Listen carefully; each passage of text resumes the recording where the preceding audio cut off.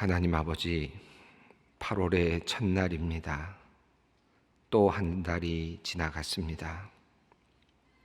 무엇인가를 한 것 같은데 남은 것은 지나온 흔적과 자취뿐입니다. 하나님, 주님께서 주신 귀한 시간을 값지게 사용하지 못하여 마음이 슬픈 이들이 있습니다. 주님께서 불쌍히 여기시고 긍휼히 여겨 주시옵소서. 지난 한 달 동안 참으로 어둡고 힘든 시간을 견뎌야 했던 이들도 있습니다. 죽을 만큼 힘들었던 고통의 시간이 이제 지나가게 하시고 새로운 희망이 움트게 하여 주시옵소서. 주님께서 주신 지난 한 달 동안 분냄과 노여움과 억울함의 노예가 되어 살아온 이들이 있습니다. 사랑만 하며 살기에도 부족한 시간인데 미워하며 경쟁하며 싸우느라 살아온 이들의 마음을 순하고 바르며 따뜻한 마음으로 변화시켜 주시옵소서. 하나님, 오는 12월 3일에 있을 대학 수학 능력 시험을 준비하는 우리 학생들을 위해 기도합니다. 코로나19로 인하여 2주 연기되어 실시되는데 수험생들의 마음과 그리고 가족들의 마음은 타들어갑니다. 무엇보다도 감염병으로 인해 제대로 공부하지 못하여 많은 이들이 불안해하고 있습니다. 하나님, 몸과 마음이 지치지 않게 하여 주시옵소서. 마지막까지 잘 견뎌낼 수 있도록 건강 주시고 먹는 것, 잠자는 것에 어려움 없도록 불안과 긴장을 풀어 주시옵소서. 무엇보다 공부하기 전에 하나님께 기도하게 하여 주시옵소서. 반복되는 일상 속에서도 날마다 새로운 기쁨과 감사를 경험하게 하여 주시옵소서. 주님, 최선을 다하게 하시되 성적이 인생 최고의 가치가 아님을 기억하게 하여 주시고 그들이 하나님 안에서 스스로의 정체성을 찾을 수 있도록 인도하여 주시옵소서. 자신이 하나님의 사랑받는 자임을 깨달으며 감사함으로 자신감을 가지고 살아갈 수 있는 우리 자녀들 되게 하여 주시옵소서. 옆에서 함께 기도하며 그들을 챙기는 가족들에게 힘을 주시고 평안과 위로를 내려 주시옵소서. 하나님, 이제 여름이 되어 교육부에서는 여름 성경학교를 준비하고 있습니다. 특별히 감염병의 유행 상황 속에서 미자립 교회 어린아이들을 온라인으로 초청하여 진행하는 씨앗 캠프를 위해 기도합니다. 함께 참여하는 1만여 명의 어린이들이 신앙의 훈련을 잘 받게 하시고 여건이 어려운 교회들도 힘을 얻게 하여 주시옵소서. 이 일을 위해 준비하는 교육일부의 교사들과 교육자들 그리고 부장님과 부감님들에게 지혜와 능력을 더하여 주시옵소서. 비대면으로 해야 하는 어려운 과정이오니 더욱 정성껏 준비하게 하시고 기도로 준비하게 하여 주시옵소서. 청소년 부서와 중고등부 그리고 대학 청년부도 여름 행사를 준비하고 있습니다. 비대면으로 온라인으로 이루어질 이번 여름 행사를 준비하는 모든 분들에게 지혜를 주시옵소서. 용기를 주시기를 기도드립니다. 많은 우리의 자녀들이 이번 여름 행사를 통하여 주님을 더욱 알게 되고 믿음이 성장하게 되고 더 깊은 은혜 가운데 들어갈 수 있도록 주님 인도하여 주시옵소서. 아버지 하나님, 우리나라 우리 민족을 위하여 기도합니다. 잘못된 죄의 문화가 들어와 우리의 건전한 가정을 망가뜨리고 우리의 보건 위생을 해치는 안타까운 현실을 보곤합니다. 하나님, 특별히 포괄적 차별 금지라는 이름으로 부장된 동성애 옹호법, 과잉 역차별법을 보면서 정의와 평등을 가장한 죄악의 험악한 모습을 봅니다. 하나님께서 허락하신 남자와 여자로 구성되는 건강한 가정을 표준이요 정상적 가정이라고 말할 수조차 없게 만드는 악한 구상이 이 나라에서 법으로 세워지지 않기를 기도드립니다. 하나님의 뜻을 밝히 말하고 세상 사람들을 바른 길로 이끄는 것을 막으려 하는 악에서 우리를 구하여 주시옵소서. 하나님, 소아암으로 치료를 받고 있는 5살 은유리를 위하여 기도합니다. 그리고 은유리와 함께 같은 병으로 치료를 받고 있는 어린 아이들을 위하여 기도합니다. 하나님께서 이 땅에 건강한 생명으로 태어나게 하셨는데 어린아이들이 그만 큰 병에 걸렸습니다. 목숨을 위태롭게 하는 병으로부터 아이들을 구하여 주시옵소서. 치료를 받는 동안 아이들이 잘 견디게 하여 주시고 치료마다 성과가 있게 하여 주시옵소서. 더 좋은 약들이 개발되게 하시고 보다 많은 아이들이 병으로부터 벗어나도록 주님께서 은혜를 내려 주시옵소서. 은유리를 위해 기도하는 엄마 아빠에게 위로와 힘을 주시옵소서. 그리고 아이들의 엄마 아빠의 기도를 들어주시기를 원합니다. 하나님을 더 깊이 알아가고 의지하는 시간으로 변화시켜 주시옵소서. 오늘도 병상에서 치료를 받고 있는 모든 소망의 성도님들을 주님께서 지켜주시고 치유의 광선을 비추어 주시기를 기도합니다. 코로나19로 인해 면회도 제대로 할 수 없는 가운데서 입원 중에 있는 이들의 마음을 주님께서 위로하여 주시옵소서. 하나님, 우리 교우 중에 자유로운 삶을 살지 못하고 갇힌 상태로 살아가는 분들이 있습니다. 하나님께서 이들의 건강을 지켜주시기 간절히 기도합니다. 면회도 제대로 할 수 없는 상황 속에서 외롭고 힘든 시간을 보내는 이들에게 하늘의 위로를 내려주시기를 기도합니다. 죄가 있다면 완전히 털어내어 깨끗게 하시고 억울한 일이 있다면 속히 바로잡아 주시기를 간절히 간구합니다. 정의를 경험케 하여 주시옵소서. 이를 위해 기도하는 모든 가족들이 주님과 더욱 가까워지게 하시고 모두가 우애와 사랑으로 가득하며 서로 위로하는 가운데 하나가 되게 하여 주시옵소서. 하나님, 오늘도 간절한 마음으로 삶과 죽음의 기로에서 주님께 손을 내밀며 기도하는 기도자들이 있음을 주님은 아십니다. 하나님께서 그들의 피 맺힌 기도를 들어주시고 주님께서 즉시 그들을 위하여 일어서 주시옵소서. 그들이 주님의 살아계심을 보게 하여 주시옵소서. 이제 하나님의 말씀 앞으로 나아갑니다. 함께 하실 성령님을 믿음으로 기대합니다. 말씀 가운데 역사하여 주시옵소서. 주 예수 그리스도의 이름으로 기도드리옵나이다. 아멘. 오늘 하나님의 말씀 창세기 47장 20절로 26절 말씀입니다. 창세기 47장 20절로 26절 말씀 함께 봉독하도록 하겠습니다. 그러므로 요셉이 애굽의 모든 토지를 다 사서 바로에게 바치니 애굽의 모든 사람들이 기근에 시달려 각기 토지를 팔았음이라. 땅이 바로의 소유가 되니라. 요셉이 애굽 땅 이 끝에서 저 끝까지의 백성을 성읍들에 옮겼으나 제사장들의 토지는 사지 아니하였으니 제사장들은 바로에게서 녹을 받음이라. 바로가 주는 녹을 먹음으로 그들이 토지를 팔지 않음이었더라. 요셉이 백성에게 이르되 오늘 내가 바로를 위하여 너희 몸과 너희 토지를 샀노라. 여기 종자가 있으니 너희는 그 땅에 뿌리라. 주수의 5분의 1을 바로에게 상납하고 5분의 4는 너희가 가져서 토지의 종자로 삼고 너희의 양식으로 삼고 너희 가족과 어린아이를 양식으로 삼으라. 그들이 이르되 주께서 우리를 살리셨사오니 우리가 주께 은혜를 입고 바로의 종이 되겠나이다. 요셉이 애굽 토지법을 세우매 그 5분의 1이 바로에게 상납되나 제사장의 토지는 바로의 소유가 되지 아니하여 오늘날까지 이르니라.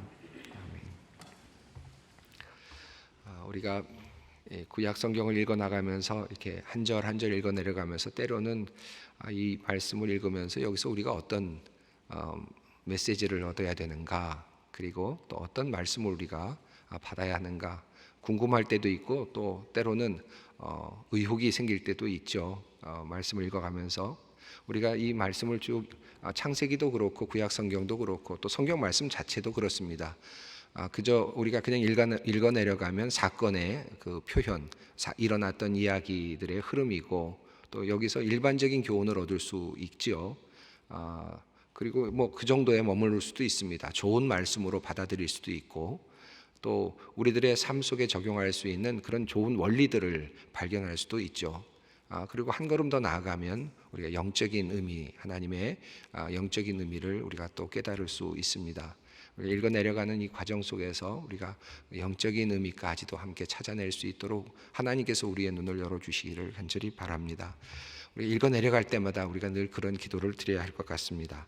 오늘 본문도 이제 계속 이어지는 말씀인데 기근이 계속되면서 이제 애굽의 그 백성들, 그러니까 이집트 사람들이죠. 이 이집트의 사람들도 조금 넓게는 가나안과 그 근동에 있는 많은 사람들이 기근으로 인해서 이제 애굽으로 와서 그곳에 식량이 있다라는 것이 알려지니까 그곳에 와서 이제 식량을 얻어가게 되었습니다. 처음에는 돈을 가지고 왔다가 그 다음에는 돈이 다 떨어지니까 그들이 가져올 수 있는 가축을 가지고 왔고, 그리고 그 다음에는 그것도 이것도 다 이제 사라지게 되니까 그들이 몸이 왔습니다. 몸이 와서 몸과 함께 그들이 가지고 있는 토지 문서가 왔겠죠.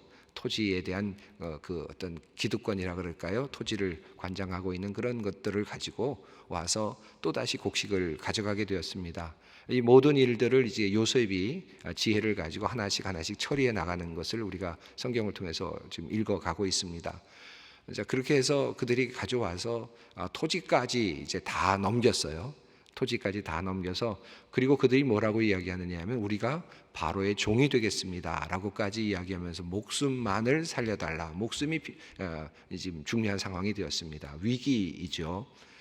우리가 이 이야기를 읽어가면서 두 가지 관점에서 볼 수 있겠는데, 하나는 요셉의 이 사역이 그들을 압제하는 것이냐, 백성들을 압제하고 백성들을 옥죄이는 그런 일이었느냐, 아니면 백성들을 살리는 일이었느냐, 이것에 대한 판단이 조금씩 다르긴 합니다. 그러나 전체적으로 지금 죽을 수밖에 없는 상황이었다는 점, 그리고 기근으로 모두가 다 이제 희망을 잃어버린 상황이었다는 점에서 본다면 다시 희망을 만들어내고, 그리고 국가가 완전히 망가질 수 있는 그런 위기 속에서 국가의 체제를 다시 굳건히 했다는 면에서는 도리어 살리는 쪽으로 그가 역할을 했다라고 보는 것이 더 옳은 해석이 아닐까 하는 그런 생각을 해보게 됩니다. 자, 이제 토지를 다 팔았습니다. 토지도 다 팔게 되었는데, 그리고 나서 일어난 내용이 오늘 본문의 내용인데, 오늘 본문을 읽어 내려가다 보면 이 옛날에 요셉이 있었던 그 시기에 아주 오래전, 기원전도 한참 오래전 이야기인데, 이 시대에 요셉이 어떻게 이런 정책을 펼 수 있었을까? 오늘날의 정치가들에게도 참 대단한 어떤 그 인사이트를 주는 그런 내용들이 숨겨져 있는 것을 발견하게 됩니다. 자, 20절 말씀을 읽어보겠습니다. 그러므로 요셉이 애굽의 모든 토지를 다 사서 바로에게 바치니 애굽의 모든 사람들이 기근에 시달려 각기 토지를 팔았음이라. 땅이 바로의 소유가 되니라. 이제 그 성경의 흐름을 보면, 창세기 흐름을 보면 이렇게 되어 있죠. 이제 형제들을 만나는 이야기가 나와요. 이제 조금 전에 우리가 얼마 전에 읽었죠. 그래서 형제들을 만나는 장면이 나오고, 또 바로가 형제들을 환대하는 장면이 나왔고, 고센 땅에 라함셋이라고 하는 그 지역, 후에 그렇게 불려질 그 지역에서 그들이 정착하고 살게 되었다라고 하는 가족 재회, 화해, 그리고 이제 하나님의 큰 뜻이 이루어지는, 요셉의 고난을 통해서 하나님의 그 숨겨졌던 그 뜻이 드러나는 그런 하나의 그 이야기가 종결되죠. 이렇게 어느 정도 완성이 됩니다. 그리고 나서 하나의 이야기가 이렇게 들어가 있는데, 그 이야기가 바로 오늘 지난번부터 읽어 내려가고 하는 바로 이 기근이 계속 진행되면서 일어나고 있는 그런 이야기입니다. 요셉의 어떤 영웅적인 이야기이고, 또 요셉의 공헌, 요셉이 애굽에서 어떤 공헌을 했는지를 하나로 보여주는 하나의 사례라고 할 수 있는 이야기가, 이제 우리가 요셉이 기근이 계속되면서 어떤 일을 통해서 애굽을 더 강력하게 만들었는지, 그리고 그 당시에 많은 근동의 사람들을 살려냈는지를 보여주는 이야기가 이제 이어지고 있는 부분입니다. 그리고 나서 이제 다시 이 이야기가 종결되면 이제 마무리되는, 이제 모든 창세기의 이야기가 요셉의 이야기와 또 야곱의 이야기가 마무리되는 장면이 우리 창세기 마지막 부분에 있게 됩니다. 그러니까 이러면서 보면 이제 요셉의 어떤 사역, 요셉의 영웅적인 이야기를 이제 소개하고 있습니다. 애굽 사람들을, 또 그리고 주변의 가나안 사람들을 어떻게 살렸는가 하는 것을 알려주고 있는 내용입니다. 20절만 보면 바로의 소유가 되게 했다라고 하는 내용이 되어 있어서 마치 조금 이렇게 중앙 집권적인 어떤 틀을 만드는, 그래서 어찌 보면 사람들을 좀 압제하는 듯한 그런 표현으로 보여질 수도 있겠습니다. 그 땅이 바로의 소유가 되게 한 것은 무엇 때문이었을까요? 성경의 흐름을 본다면 우선 가장 드러나는 것은 그 요셉의 그 지혜로운 판단과 그 어떤 정치적인 능력이었겠죠. 요셉을 총리로 세운 바로는 정말 행복합니다. 왜냐하면 미리 일어날 일도 예견했고, 그리고 그것을 분명하게 알고 있었고, 그리고 거기에 대비해서 분명한 어떤 그 준비의 과정을 거쳐 왔습니다. 그리고 그것을 그냥 준비만 한 것이 아니라, 준비한 다음에 그것을 그냥 곡식을 나눠준 것 정도가 아니라 그것을 아주 단단하게 하나씩 단계를 밟아가면서 그 국가를 보다 더 안전하게 만들어가는 그런 상태가 되고, 한 걸음 더 나아가서 모든 애굽의 땅을 바로의 소유로 만들어 놓는 엄청난 일을 이제 하게 된 것이죠. 이게 이제 바로의 소유가 되었다라고 할 수 있습니다. 요셉의 지혜. 근데 앞서서 이제 어떤 그 학자들은 야곱이 바로에게 들어오면서 축복하였다, 들어갈 때 축복하고 나갈 때도 인사할 때 축복했다라고 하는 표현이 나오지 않습니까? 제가 지난 시간에 이것을 그냥 일반적인 인사로 보는 것이 적절할 것 같다 말씀드렸는데, 성경을 해석하는 어떤 학자들 중에서는 야곱의 축복이 이제 바로에게 미친 것이다, 이렇게 이해하는 분들도 있습니다. 어쨌든 야곱의 축복을 통해서이든 또 그리고 이어지는 그것을 넘어서서 요셉의 어떤 지혜로운 관리를 통해서 이제 바로는 엄청난 힘을 얻게 되었습니다. 그 이야기가 20절에 나오죠. 재미있는 표현이 나오는데 이제 21절인데요. 21절 한번 보겠습니다. 요셉이 애굽 땅 이 끝에서 저 끝까지의 백성을 성읍들에 옮겼으나, 22절까지 보겠습니다. 제사장들의 토지는 사지 아니하였으니 제사장들은 바로에게서 녹을 받음이라, 바로가 주는 녹을 먹음으로 그들이 토지를 팔지 않음이었더라.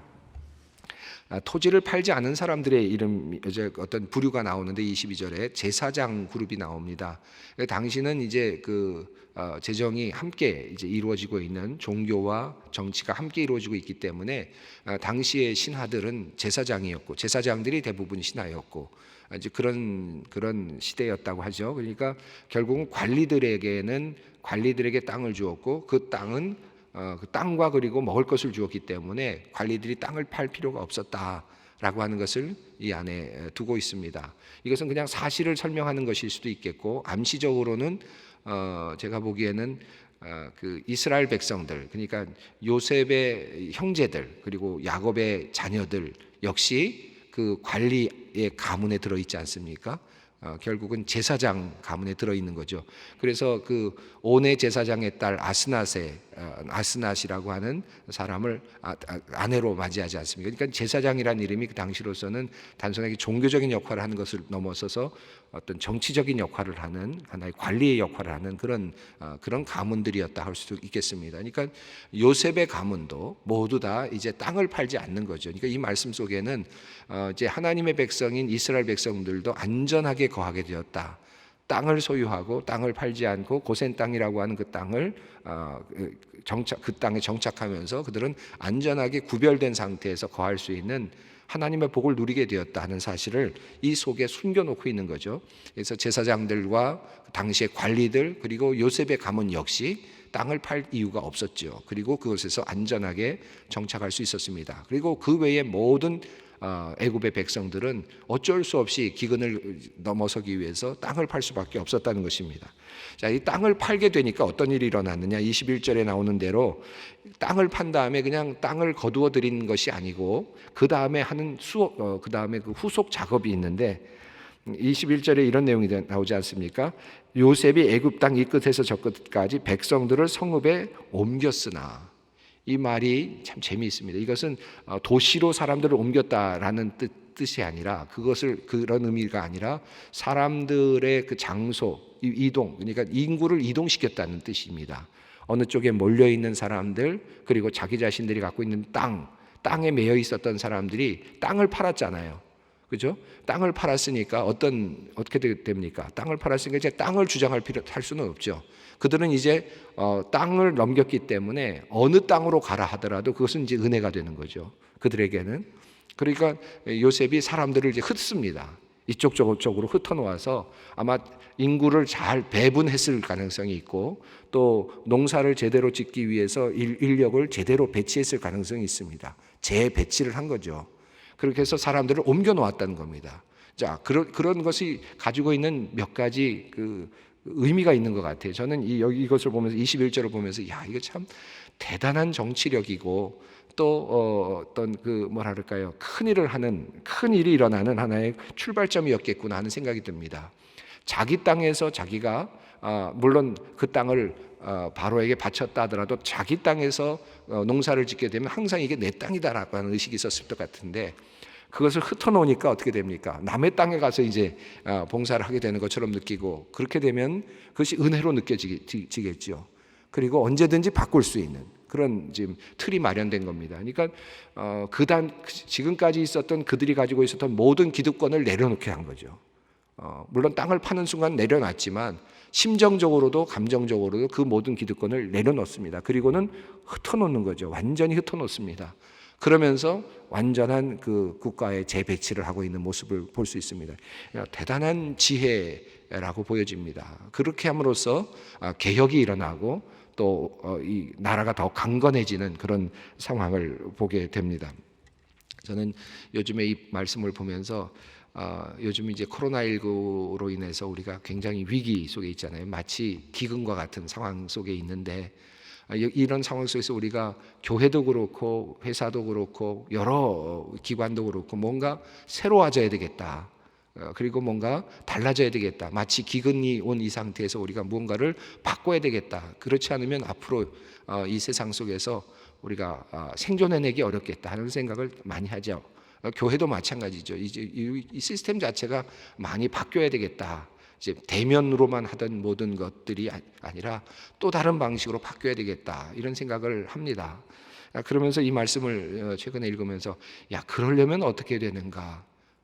이 땅을 팔고 그리고 내가 있던 땅에서 다시 떠나는 그런 상태까지 가야 그래야 온전한 이 틀이 잡히는 개혁이 일어나는 그런 상태가 되지 않겠는가? 우리 모두가 그렇게 할 수 있을까? 그런 생각을 합니다. 우리 교회도 그렇고요. 그리고 여러분의 사업도 그렇고 모든 것들이 비슷한 상황일 거라고 생각합니다. 이 말씀을 좀 깊이 묵상할 수 있었으면 좋겠고 또 하나님께서 주시는 지혜로 받을 수 있으면 좋겠다는 생각이 듭니다. 자, 그러니까 이제 그 다음에 어떤 일이 일어나느냐 하면요. 23절 읽습니다. 요셉이 백성에게 이르되 오늘 내가 바로를 위하여 너희 몸과 너희 토지를 샀노라. 여기 종자가 있으니 너희는 그 땅에 뿌리라. 자, 이제 땅을 받은 다음에 그 다음에는 그들을 흩어놓았습니다. 자기 땅이 아닌 다른 곳으로 다 배치를 했다고 볼 수 있겠는데 모두가 다 그러지는 않았겠지만 그러나 상당수가 다른 자리에서 다른 땅에서 이제 일을 하게 되는데 이제는 바로의 땅이라는 의식이 있습니다. 이제 그러니까 이제는 일하는 것 이게 이제 내가 다른 입장에서 일하게 되는 것이고 그러면서 종자를 받습니다. 자, 이렇게 해서 이제 새로운 마음으로 그들이 일을 하게 되는데 이때 법을 제정하는데 24절입니다. 한번 읽습니다. 추수의 5분의 1을 바로에게 상납하고 5분의 4는 너희가 가져서 토지의 종자로 삼고 너희 양식으로 삼고 너희 가족과 어린 아이의 양식으로 삼으라. 이게 24절이 참 은혜죠. 당시에 그 대부분의 그 사람들이 소작을 하거나 남의 땅에서 어떤 일을 할 때 일반적으로 고대 근동에서는 대략 한 33%, 그러니까 3분의 1 정도를 바쳤다 그래요. 그러니까 이보다 훨씬 더 많은 걸 바쳐야 되는 상태. 고대 근동의 일반적인 그 뭐랄까요, 규율이라 그럴까요? 당시 어떤 법으로 따지면 3분의 1 정도를 갖다 바쳐야 되는 그런 상황이었다고 합니다. 그런데 도리어 이제 은혜를 베푸는 거죠. 5분의 1만 바쳐라라고 하는 것이죠. 그리고 모든 것은 5분의 4, 5분의 4는 80%는 너희가 그냥 마음껏 쓰도록 하라는 것입니다. 마음껏 쓸 수 있다. 그러니까 자유죠. 어찌 보면 땅을 샀고 그리고 자신들을 우리를 노예로 삼아 달라고 했으니까 어떻게 하면 됩니까? 그냥 다 가져가면 되죠. 그리고 먹을 것만 나눠주면 되죠. 완전히 그렇게 되면 그냥 하나의 공산 사회처럼 되는 것이죠. 그런데 이 안에 그렇게 하지 않았습니다. 이 요셉은 자유인으로 다시 만들어 주는 거죠. 실상은 자유인입니다. 땅을 다시 왕의 것으로 가져왔지만 그럼에도 불구하고 그들에게 자유를 준 겁니다. 자유로운 노동을 할 수 있도록 하고 스스로 열심히 일해서 5분의 1만 바치게 하고 5분의 4는 이제 자기를 위해서 쓰는 자유로운 어떤 그 국민으로 만들어 가는 겁니다. 이렇게 이제 함으로써 이제 조세 제도가 완성이 되는데 25절과 26절을 읽습니다. 그들이 이르되 주께서 우리를 살리셨사오니 우리가 주께 은혜를 입고 바로의 종이 되겠나이다. 요셉이 애굽 토지법을 세우매 그 5분의 1이 바로에게 상납되나 제사장의 토지는 바로의 소유가 되지 아니하여 오늘날까지 이르니라. 이 오늘날이라는 말은 이 모세가 계명을 받는 그 시점, 아마도 그 시점 이유가 될 것 같아요. 그때까지 400여 년 이상을 애굽에서 이와 같은 법이 이제 확립되었다. 요셉이 조세 제도를 확립했다라는 뜻입니다. 이 요셉 총리를 통해서 이 고대 근동의 조세 제도가 확립됐다라는 이야기를 하고 있는 것이죠. 5분의 1이 바로에게 올라가고 5분의 4는 그들이 자유롭게 사용할 수 있는 이런 상황이 됩니다. 이것은 그들에게는 기쁜 소식입니다. 그래서 25절에 보면 이렇게 되어 있죠. 그들이 이르되 주께서 우리를 살리셨사오니, 이 살렸다는 것입니다. 그들은 감사하고 있습니다. 이 제도에 대해서 기쁨으로 받아들이죠. 아, 우리 살리고 있구나, 우리를 살려주는구나 하는 그런 감사의 마음을 갖고 있습니다. 강자가 할 수 있는 일이 뭘까요? 요셉과 같은 위치에 있는 사람이 할 수 있는 일. 저는 이 요셉의 이야기를 통해서 아주 지혜로운 판단과 지혜로운 어떤 단계를 통해서 이 애굽을 살리고 또 그 지역에 있는 사람들을 살리고 모든 사람들이 다 행복하게 살 수 있는 기반을 마련하는 이 체제를 만들어가는 요셉의 이야기 속에서 하나의 지혜도 배우지만 또 한편으로는 하나 더 느껴지는 것은 강자가 할 수 있는 일이 뭘까? 힘 있는 사람이 할 수 있는 일이 뭘까? 요셉과 같은 사람들이 할 수 있는 일이 뭘까요? 우리 소망교회는 우리 지도자들이 참 많이 있는데요, 강한 사람들이 꽤 계시죠. 그런데 이 강한 사람들이 할 수 있는 일이 뭘까? 저는 이 강한 것을 가지고 지혜를 가지면, 강함과 지혜가 어우러지면 그러면 살리는 일을 할 수 있다고 생각합니다. 사람들을 살리고 조직을 살리고 나라를 살리고 살릴 수 있는 일을 할 수 있다. 근데 힘을 가지고 있는 사람들이 살리는 일이 아니라 죽이는 일을 하기도 하거든요. 내가 있는 힘을 가지고 어떤 것을 없애고 힘을 약화시키고 내가 있는 힘과 다른 힘을 대결해서 힘으로 누르는, 죽이려고 하는 그런 일들을 참 많이 하는 분들을 보게 됩니다. 돈이나 재물이나 힘 있는 것, 이 모든 것들을 가지고 우리가 무엇을 할 것인가, 요셉을 통해서 우리가 함께 배우고 또 다시 결단하고 새로운 우리의 삶의 결단과 더불어서 우리 사회를 살리는 어려운 상황 속에서 그런 귀한 일들이 우리 교회 교우들에게 또 성도들에게 있기를 바랍니다. 함께 기도하겠습니다. 하늘에 계신 우리 아버지, 아버지의 이름을 거룩하게 하시며 아버지의 나라가 오게 하시며 아버지의 뜻이 하늘에서와 같이 땅에서도 이루어지게 하소서. 오늘 우리에게 일용할 양식을 주시고 우리가 우리에게 잘못한 사람을 용서하여 준 것 같이 우리 죄를 용서하여 주시고 우리를 시험에 빠지지 않게 하시고 악에서 구하소서. 나라와 권능과 영광이 영원히 아버지의 것입니다.